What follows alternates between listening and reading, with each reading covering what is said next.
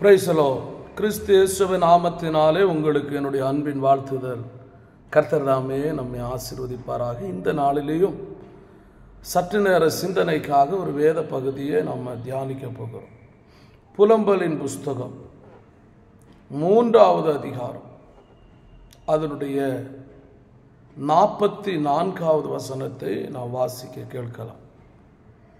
ஜெபம் உள் பிரவேசிக்க கூடாதபடிக்கு உம்மை மேகத்தால் மூடிக்கொண்டு என்று சொல்லி இந்த வேத வசனம் நமக்கு சொல்லப்படுகிறது.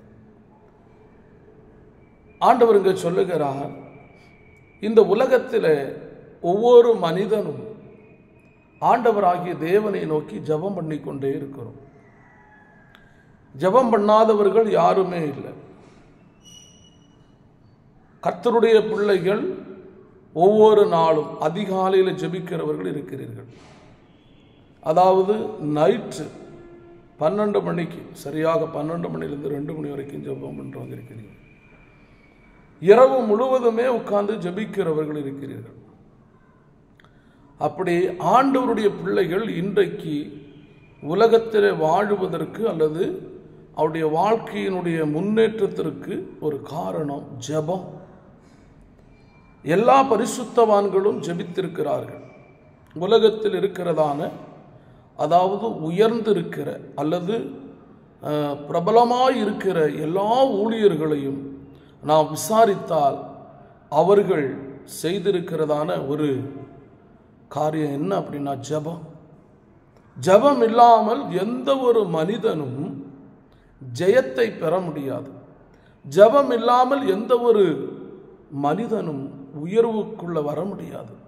ஜெபம் இல்லாமல் எந்த ஒரு மனிதனும் வாழ்க்கையில நன்மைகளை பெற்றுக்கொள்ள முடியாது. அப்போ ஒரு மனிதனுக்கு மிக முக்கியமான ஒன்று, ஒரு ஊழியராக இருக்கலாம், கர்த்தருடைய பிள்ளைகளாக இருக்கலாம், கர்த்தரை ஆராதிக்கிற விசுவாசிகளாக யாராக இருந்தாலும் அவர்கள் ஜெபிக்கிறவர்களாய் மாறும்போது அவங்க வாழ்க்கையில ஒரு உயர்வை பார்க்க முடிகிறது.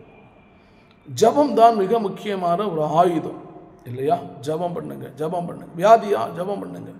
பிள்ளைக்கு திருமணம் ஆகணுமா, ஜெபம் பண்ணுங்க. வீடு கட்டணுமா, ஜெபம் பண்ணுங்க. இப்படி பலவித காரியங்களுக்காக ஜெபம் பண்ணுங்கள், ஜெபம் பண்ணுங்கள் என்று சொல்லிதான் நாமும் சொல்லுவோம். ஆண்டவராகிய இயேசு கிறிஸ்துவும் அதை தான் நமக்கு கற்றுக் கொடுத்திருக்கிறார். ஜெபம் பண்ணுங்கள். உங்களை ஒருத்தர் துன்பப்படுத்தினா, உங்களை கேவலப்படுத்தினா, உங்களை அற்பமாக நினைச்சா, உங்களுக்கு ஸ்தோத்திரம் துரோகம் பண்ணுனா, நீங்கள் அவர்களுக்காக என்ன செய்யுங்க, ஜெபம் பண்ணுங்கள் என்று சொல்லப்பட்டிருக்கிறது. ஆனால் இந்த வார்த்தை இங்கே நீங்கள் சற்று கவனித்து பாருங்கள். ஜெபம் பண்ணும்போது அந்த ஜெபங்கள் உள்பிரவேசிக்க வேண்டும், உள்பிரவேசிக்க வேண்டும். நல்லா புரிஞ்சுக்கோங்க.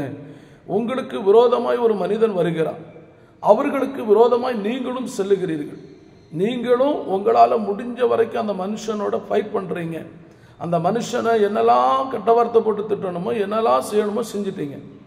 செஞ்சுட்டு வந்து உட்கார்ந்து, ஏசப்பா என் ஜெபத்தை கேளுங்க, ஏசப்பா எனக்கு விரோதமாக எழும்புற மனிதனை சந்திங்க அப்படின்னு சொன்னா உங்க ஜெபத்தை ஆண்டவர் கேட்க முடியுமா? சற்று யோசித்து பாருங்க. நீங்க உங்களால முடிஞ்ச வரைக்கும் எல்லா ஃபைட்டும் பண்ணிட்டு முழங்கால் போட்டு ஏசப்பா என் ஜெபத்தை கேளுங்க, என் ஜெபத்தை கேளுங்க, என் ஜெபத்தை கேளுங்கன்னா உங்க ஜெபத்தை ஆண்டவர் கேட்பாரா? அதுக்கு தான் சொல்றாரு, நீங்க அப்படி ஜெபம் பண்ணுனா இந்த ஜெபம் உள் பிரவேசிக்காது. அந்த ஜெபம், அந்த நேரம் வேஸ்ட். புரியுதா?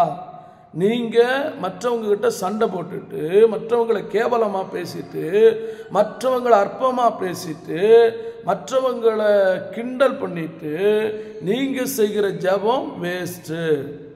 அந்த டைமை தான் வேஸ்ட் பண்றீங்க. அந்த ஜெபம் என்ன செய்யாது? உள் பிரவேசிக்காது. அந்த ஜெபம் உள் பிரவேசிக்கலன்னா என்ன நடக்காது? பதில் கிடைக்காது. இப்போ எத்தனை மணி நேரங்கள், எத்தனை நாட்கள் நீங்க வேஸ்ட் ஆக்கிட்டீங்க. மற்றவங்க கிட்ட பாக, அண்ணன் தம்பி கூட பேசுறது இல்லை, நம்ம உறவுகிட்ட சரியான நட்பு இல்லை, இப்படி பலவிதமான காரியங்கள் இருக்கு இல்லையா? பலவிதமான போராட்டங்கள், கெட்ட வார்த்தைகள், பொய், திருட்டு, வஞ்சகம், ஏமாத்துறது, இப்படி பல காரியங்களை செய்துட்டு ஏசப்பா என் ஜெபத்தை கேளு, ஏசப்பா என் ஜெபத்தை கேளு. உன் ஜெபம் கேட்கப்படாது. அது யாராயிருந்தாலும் ஸ்தோத்திரம். அவர்கள் யாராயிருந்தாலும் அவருடைய ஜபங்களை கர்த்தர் கேட்க மாட்டார். அந்த ஜபம் தான் இங்க சொல்றாரு, அது உள்பிரவேசிக்காதப்பா. எவ்வளவு நேரம் வேணாலும் ஜெபம் பண்ணட்டும். பரிசுத்தமாயிருந்து உண்மையாயிருந்து கர்த்தருக்கு பிரியமாய் வாழ்ந்து கர்த்தருடைய சித்தத்தை நிறைவேற்ற வேண்டும் என்று சொல்லி பயபக்தியோட வாழுவீர்கள் என்று சொன்னால் உங்களுடைய ஜெபம் உள்பிரவேசிக்கும். உங்களுடைய ஜெபம் உள்பிரவேசிக்கும் போது நான் சொல்லுகிறேன், அந்த ஜெபங்களுக்கு பதில் வரும். அந்த ஜெபங்கள் உடனே உங்களுக்கு பதிலை கொண்டு வரும். இன்றைக்கு நம்முடைய வாழ்க்கையை சற்று யோசித்து பாருங்கள். நாம் ஜெபித்து கொண்டிருக்கிற எத்தனையோ ஜெபங்களை ஏறெடுத்து விட்டோம். எத்தனையோ ஜெபங்களை ஏறெடுத்து விட்டோம். நம்ம எல்லாரும் ஜெபம் பண்ண ஜெபம் இன்னைக்கு இந்தியா தேசம் முழுமையாகவே ரட்சிப்புக்குள்ள வர வேண்டியது. ஆனால் கிறிஸ்தவர்களாக இருக்கிற நாம் எப்படி இருக்கிறோம்? நம்முடைய குணங்கள் எப்படி இருக்கிறது? நம்முடைய செயல்கள் எப்படி இருக்கிறது? நம்முடைய செயல்கள் எப்படி நம்ம செயல்பட்டு கொண்டு இருக்கிறோம்? யோசித்து பாருங்க. இப்படியெல்லாம் இருந்துட்டு நம்ம ஜெபம் பண்ணா நம்ம ஜெபம் கேட்கப்படுமா? இன்னைக்கு நிறைய பேருடைய ஜெபம் உள்பிரவேசிக்கவில்லை. ஸ்தோத்திரம், அல்லேலூயா. நிறைய பேருடைய ஜெபம் உள்பிரவேசிக்கவில்லை. அந்த ஜெபத்துக்கு பதில் வரவில்லை. காரணம் உன்னுடைய பாவம், அக்கிரமங்கள், மீறுதல்கள், ஆண்டவருக்கு விரோதமான காரியங்களை செய்துவிட்டு இன்றைக்கு நாம் ஜெபிப்போம் என்று சொன்னால் நம்முடைய ஜெபத்துக்கு பதில் வராது பிரதர், ஜெபத்துக்கு பதில் வராது சிஸ்டர். ஸ்தோத்திரம். உங்க வைராக்கியம், உங்க கோபங்கள், உங்க எரிச்சல்கள், மற்றவர்களை குறித்த பொறாமைகள், கேவலமாய் பேசுகிறது எல்லாத்தையும் விட்டு விட்டு முழங்கால் போட்டு பாருங்க, ஜெபம் பண்ணி பாருங்க. அந்த ஜெபத்துக்கு பரலோக தேவனே இறங்கி வந்து உங்களுக்கு பதில் தருவார். Praise the Lord. சற்று சிந்தித்து பாருங்க, யோசித்து பாருங்க.